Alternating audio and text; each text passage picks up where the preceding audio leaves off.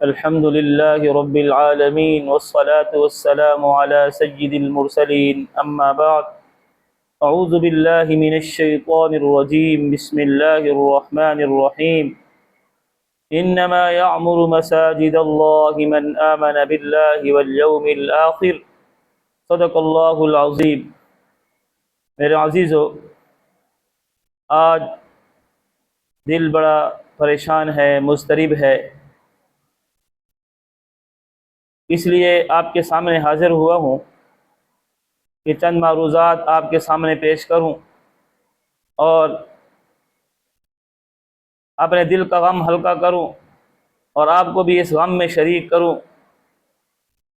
اتنا غم ہے کہ اگر شاید کہ کوئی انسان مرے تو اتنا غم نہ ہو جتنا کہ اس واقعہ نے دل دکھایا ہے.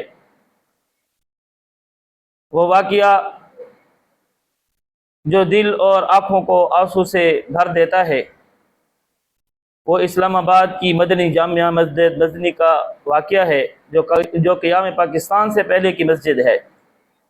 جی ہاں، وہ مسجد جہاں کبھی اللہ اکبر کی صدا گونجتی تھی، جہاں نمازی صف بستہ کھڑے ہوتے تھے، جہاں قرآن کی تلاوت کی مٹھاس دلوں میں اترتی تھی.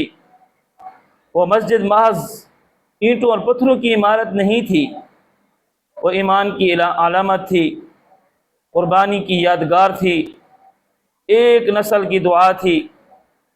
بزرگ بتاتے ہیں کہ اس مسجد کے میناروں سے جب اذان کی آواز آتی تو ارد گرد کے لوگ اپنے کام چھوڑ کر مسجد کی طرف دوڑ پڑتے.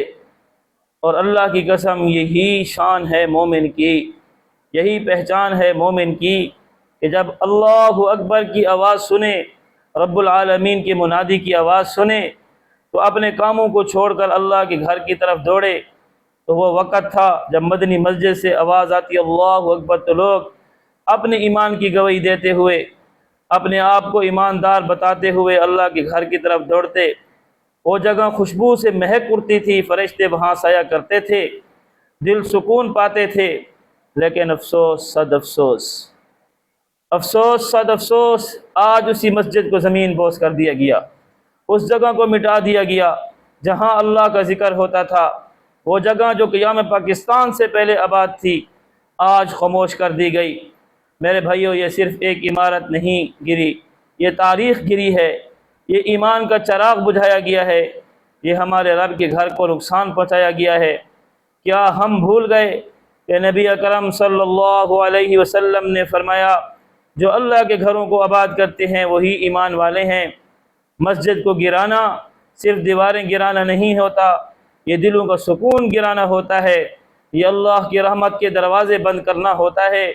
اور یاد رکھو، جب اللہ کے گھر ویران ہوں تو پھر بستیوں سے برکت اٹھ جاتی ہے، اور پھر گھر ویران ہو جاتے ہیں، اور پھر دل ویران ہو جاتے ہیں، پھر نسلیں برباد ہو جاتی ہیں.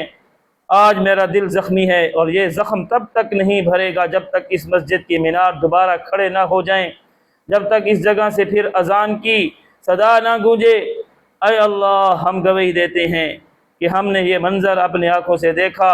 اے اللہ، اس مسجد کی عزت لٹا دے، اس کے مینار پھر کھڑے کر دے اور اس دھرتی پر پھر سے تیرا نام گونج اٹھے. میرے عزیزو، کاش ہم سمجھ پائیں کہ مسجد کے گرانے والے اپنے لیے دنیا بھی برباد کرتے ہیں اور آخرت بھی. کاش ہم سنبھل جائیں اور مسجدوں کو آباد کریں، نہ کہ اجاڑیں. دنیا تاریخ گواہ ہے کہ جب ابرہ بادشاہ آیا اور اس نے اللہ کے گھر کو گرانے کی کوشش کی تو اللہ کا عذاب ہے. اللہ کا قرآن کہتا ہے الم تر کیف فعل ربک باصحاب الفیل الم یجعل کیدہم فی تضلیل وارسل علیہم طیرا ابابیل ترمیہم بحجارۃ من سجیل فجعلہم کعصف مأکول. جب ابرہ آیا پورے لو لشکر کے ساتھ آیا، ہاتھی ان کے ساتھ، گھوڑے ان کے ساتھ، فوج ان کے ساتھ، اللہ کے گھر کی طرف قدم بڑھائے تو اللہ کی پکڑ آ گئی. اللہ نے ایسا پکڑا فجعلہم کعصف مأکول، دیکھتے ہی دیکھتے وہ ایسے پڑے ہوئے تھے جیسے کھایا ہوا بھوسا پڑا ہوتا ہے. وہ وقت دور نہیں ہے حکمران، اگر آپ نے ان اوچھے ہتھ گنڈوں سے باز نہ آئے اور اللہ کے گھروں کی چھیڑ چھاڑ کو بند نہ کیا، ان کے گرانے کو بند نہ کیا، تو وہ وقت دور نہیں کہ اللہ ان کے اوپر بھی وہ عذاب نازل کرے گا۔ اے اللہ ہم سب مسلمان اس گناہ سے بحیثیت قوم ہم توبہ کرتے ہیں، اور ہم اپنے حکمرانوں کے اس فعل میں شریک نہیں ہیں، ان کے اس گھنونے فعل کا ہم حصہ نہیں ہیں۔ اے اللہ تو ہمیں معاف فرما۔ اے اللہ اس مسجد کو دوبارہ آباد فرما، اس مسجد سے تیرے نام کی گونج ہو، اللہ اکبر کی صدا بلند ہو۔ اللہ تعالی ہمارے وطن عزیز پاکستان کی حفاظت فرمائے۔ پاکستان زندہ باد۔